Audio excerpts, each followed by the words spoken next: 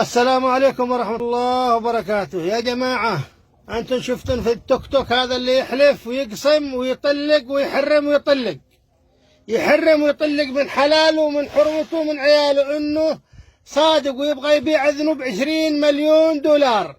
تمام. واتصل علي واحد الله يحفظه بلا ذكر اسمه، وقال لي تعال جدة وإن شاء الله نتفق أنا وياك. كم السعر يا أخي؟ قال تعال نتفق أنا وياك. لقد قلت هنا مستشفى السلام. تمام. وخلاني أضرب مشوار 250 أو 300 كيلو. تركت شغلي، تركت عملي، وبكت أبغى أبيع شحمة الإذن ب2 مليون دولار. قلت أبغى أروح أسوي لي بحيرة في اليمن، بحيرة من عماير، من غنام، من تجارة، طلع لي برج. حلمت اني اطلع برج خليفة في الحديدة. تمام. واضرب مشوار 300 كيلو، وادور ورا مستشفى السلام، ما لقيته مستشفى سلام. ادق الراعي الرقم ما رد علي.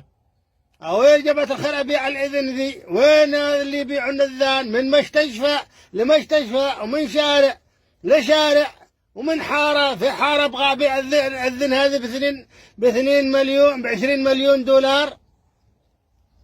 تركت عملي وتركت شغلي وبقت ابيع اذني، الاذن، شحمة الاذن قالوا ب22 مليون دولار. لأن لي قاعد لنا مليون دولار سدنا. حلمنا ان سوينا ايش؟ وراي حرس وقدامي حرس وموديلات اخر موديل ورجعت يا حبيبي لشغلي.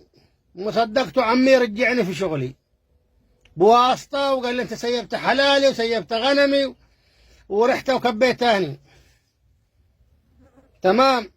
مصدقت وقدرت وانا ارجع لشغلي. فلا تصدقوا الاشاعات والكذب، هذه اشاعات. 20 مليون دولار، والله لو في 20 مليون دولار اللي يبيعون اوروبا ذانهن ورجليهن ويديهن ما يخلون الا مفصل.